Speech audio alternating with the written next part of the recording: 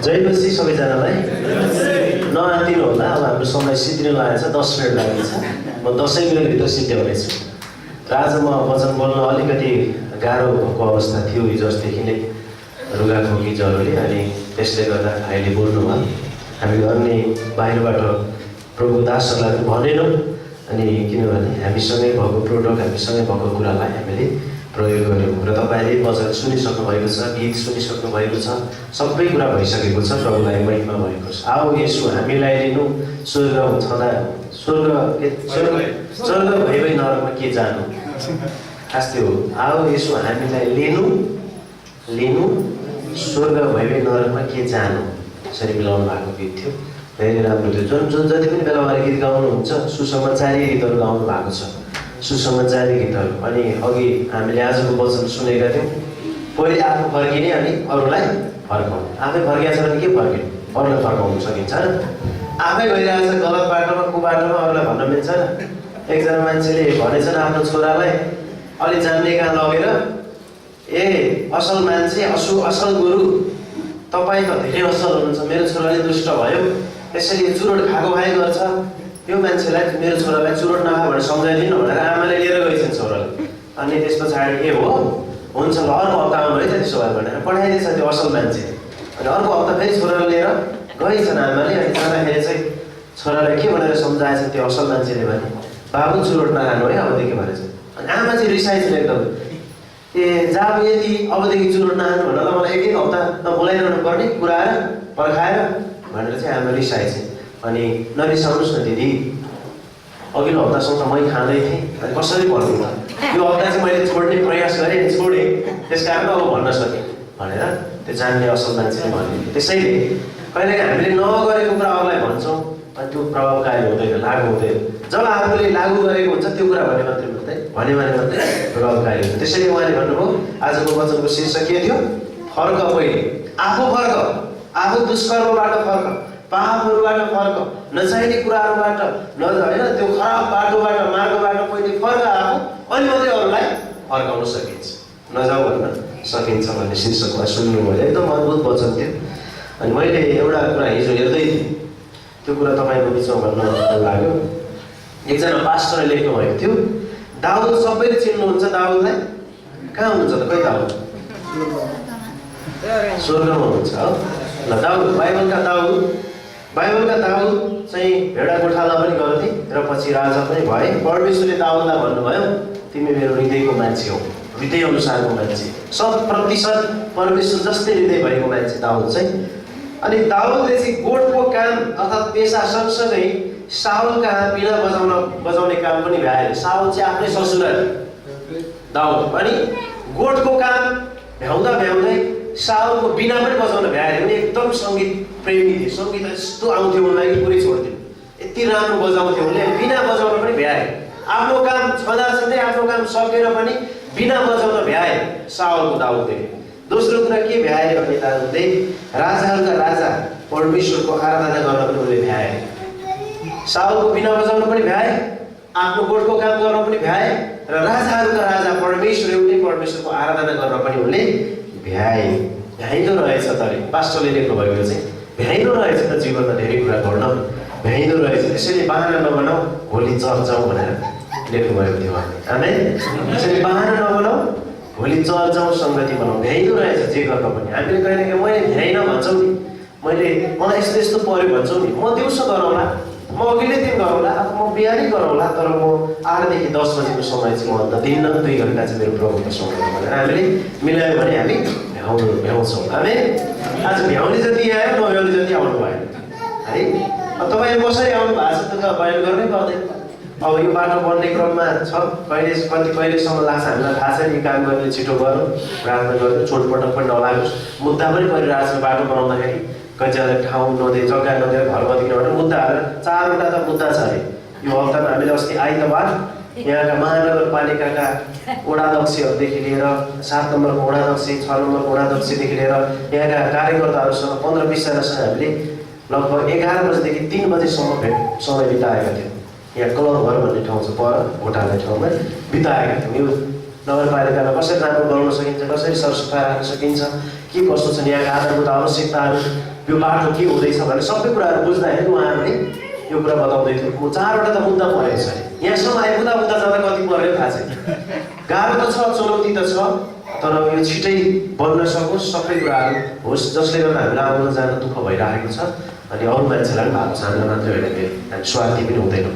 त्यसैले त्यो होस् भनेर हामी प्रार्थना गरौँ। यस्तो कुराहरू पानी पर्दै गर्दा अघि विशाल भाइले के अरे हाम्रो कृष्ण भाइले भनिहाल्नु सञ्चालकज्यूले, कस्तो कठिन थियो, रातभरि पानी आयो। हिजोसम्म यहाँनिर धुलो उडिरहेको थियो, 3-4 दिन पानी नआउँदा आनन्द थियो, आहा भोलि त गजब उड्यो भने त रातभरिको पानी आयो। त्यस पछाडि सबैजना हिलो भएर लुगा बिगेर विभिन्न प्रकारले आउनुभएको छ।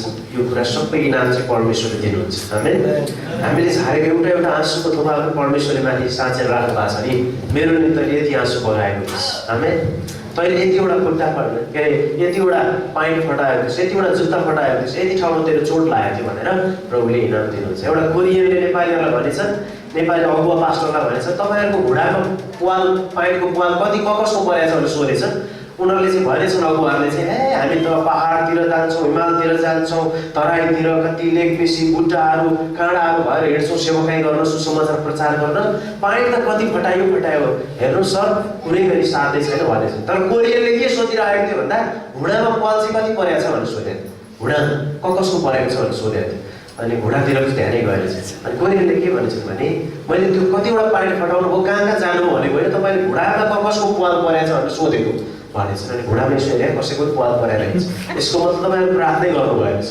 घुँडामा पाल परेर चाहिँ प्रार्थना गर्नुपर्छ, उडको जस्तै त्यहाँनिर जम्मै भएको हुनुपर्छ। विदेशतिर त अहिले के गर्छन् भनेदेखि सबै छोरी केटी माग्न जाँदा के अरे केटालाई केटी माग्न जाँदाखेरि चाहिँ केटाको घुँडा हेर्छ अरे, अनि कतिको यसको घुँडा चाहिँ पुरै गोरुको काँच जस्तै भएको छ होइन, पुरै त्यहाँनिर। अनि त्यो प्रार्थना त्यति गर्दो रहेछ नि, यो मान्छे ठिक छ यसले पाल्छ भनेर केटी दिन्छन् होइन, विश्वासीहरूले चाहिँ। प्रार्थना विश्वासी जीवनको लागि कति महत्त्वपूर्ण छ नि। हामी सबैको लागि प्रार्थना गर्छौँ, देशको लागि प्रार्थना गर्छौँ, सबैको लागि प्रार्थना गर्छौँ, सङ्गठन भेला भएर प्रार्थना गर्छौँ, व्यक्तिगत पनि प्रार्थना गर्छौँ।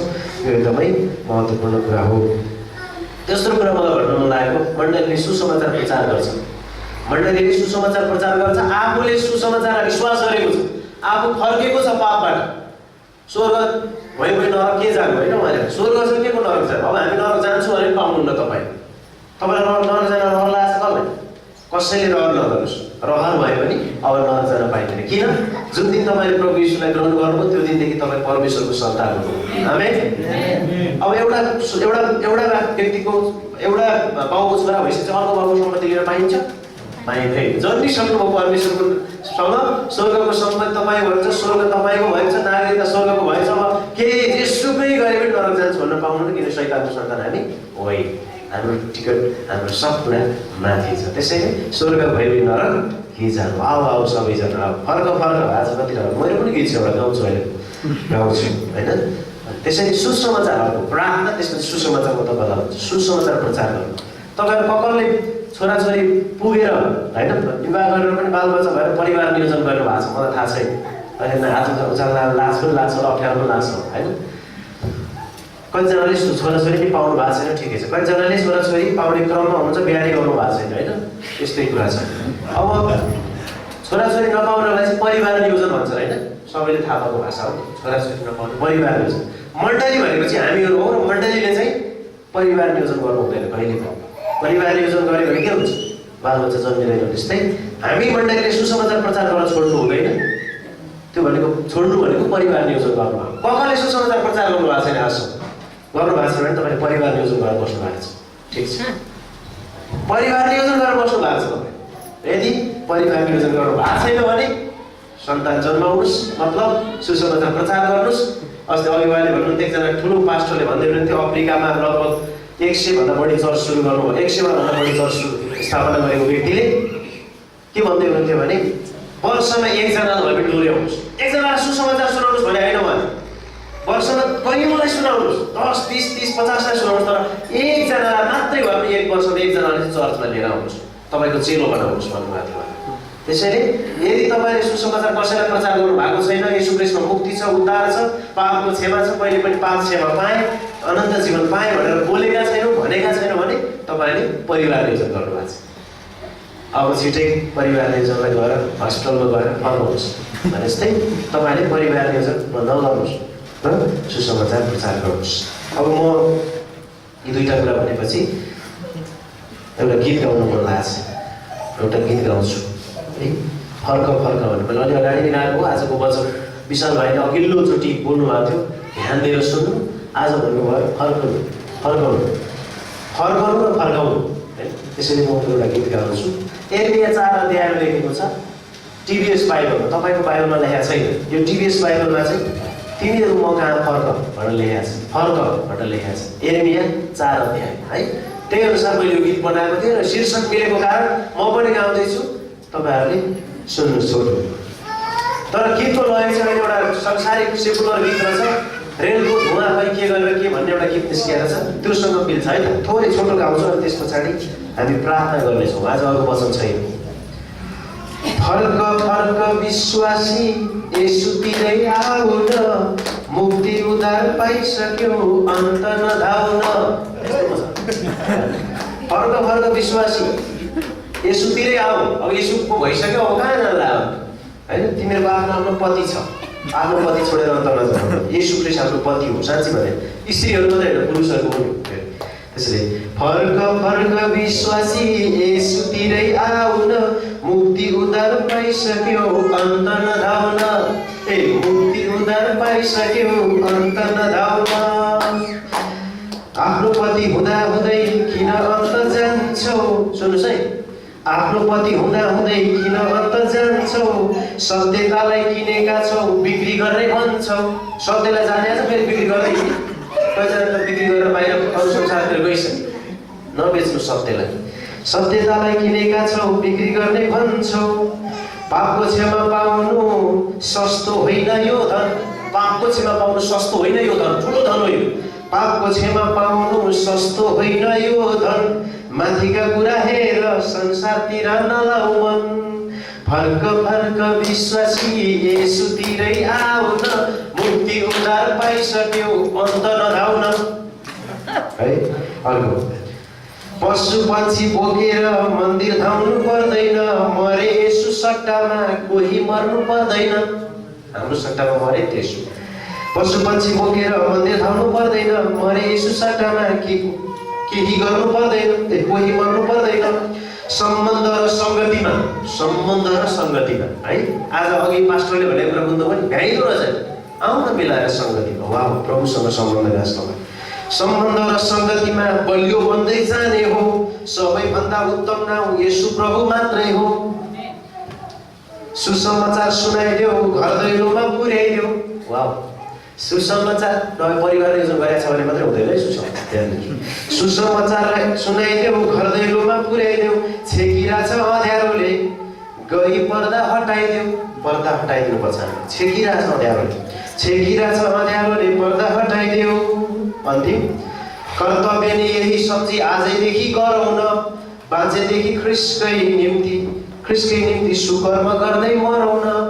फर्क फर्क विश्वासी येशूतिरै आऊ न, मुक्ति उद्धार पाइसक्यो अन्त नधाउन।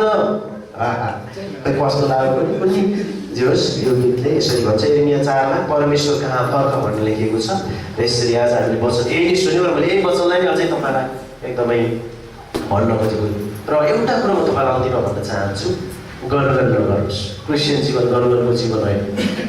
फिलिपी 4 को 7 पदमा लेखिएको छ, कुनै पनि कुरामा फिक्री नगर, सबै कुरामा प्रार्थनाद्वारा परमेश्वरलाई तिमीहरूका बिन्ती जाहेर गर र समझले भ्याउनै नसक्ने परमेश्वरको शान्तिले तिमीहरूको मनलाई येशूमा रक्षा गर्नेछ। येशूमा रक्षा गर्नेछ। र कुनै पनि कुरामा गणगण नगर्नुहोस् प्रियहरू। बिहान उठेर दिउँसो बेलुका श्रीमतीसँग पनि गणगण नगर्नुहोस्, श्रीमानसँग पनि गणगण नगर्नुहोस्, बाबाआमासँग छोराछोरीले गणगण नगर्नुहोस्, अनि छोराछोरीसँग पनि बाबाआमाले गणगण नगर्नुहोस्। कुनै पनि कुरामा गणगण नगर्नुहोस्। गणगण गर्नुको सट्टा प्रार्थना गर्नुहोस्, प्रभु धन्यवाद भन्नुहोस्। त्यो कुरा चाहिँ परमेश्वरलाई मनपर्छ। कुनै पनि कुरामा गणगण गरेर हामीले हाम्रो आयु थप्न, आयुमा एक घडी थप्न, एक हात थप्न हामी सक्दैनौँ। आज बिहानै हामीले आँखा चिम्लै नखोलेको भए हामी के हुन्थ्यो? लास हुन्थ्यो। हाम्रो सास गएको भए हामी लास हुन्थ्यो। मैले गणगण गरेर के छ जिन्दगी? यही छ। भाइ भने ठाउँमा ल्या तिमीहरूको जिन्दगी एक दिक्ताको छ, तिमीहरूको जिन्दगी घाँस जस्तै छ, तिमीहरूको जिन्दगी बरफ जस्तै छ, तिमीहरूको जिन्दगी गलगलाको पानी जस्तै छ। के छ र त्यो ढली जान्छ शेष सिद्धि के को गर्नु किन गर्नु केही विषयमा गर्नु। प्रभु आजको दिन मेरो आँखा खोलिदिनु भयो, आजको दिन मलाई देख्न दिनुभयो। नदेखेको भए सबैजना मान्छे मर्थे, फलानु मरेछ बेला हुन्थे, मान्छे मरेछ फलानु भन्थे, फ्रक सुकल हुन्थे, बाकस ठिक पार्थे, अघि लान्थे लास भन्थे। हाम्रो परिचय नै लास हुन्थ्यो। अब परिचय नै हराउँथ्यो हाम्रो।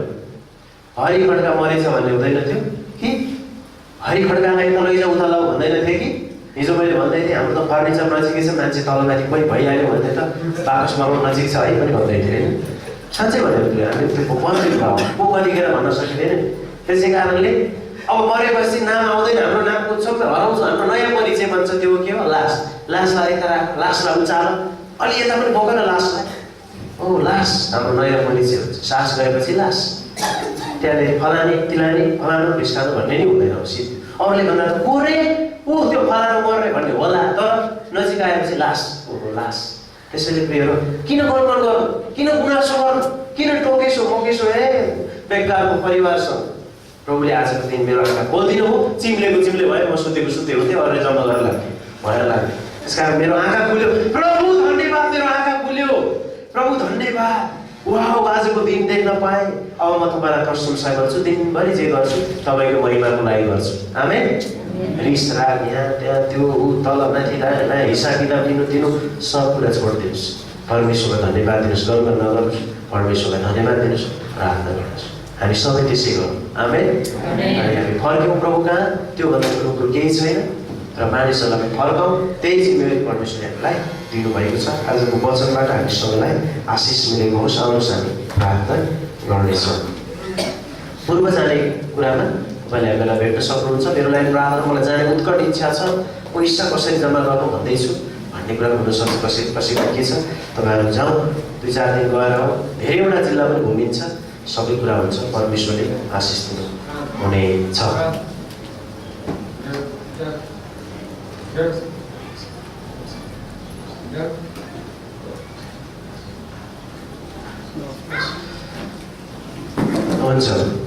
हुन्छ आउनुहोस् हामी प्रार्थना गरौँ। र तपाईँले अरू व्यक्तिगत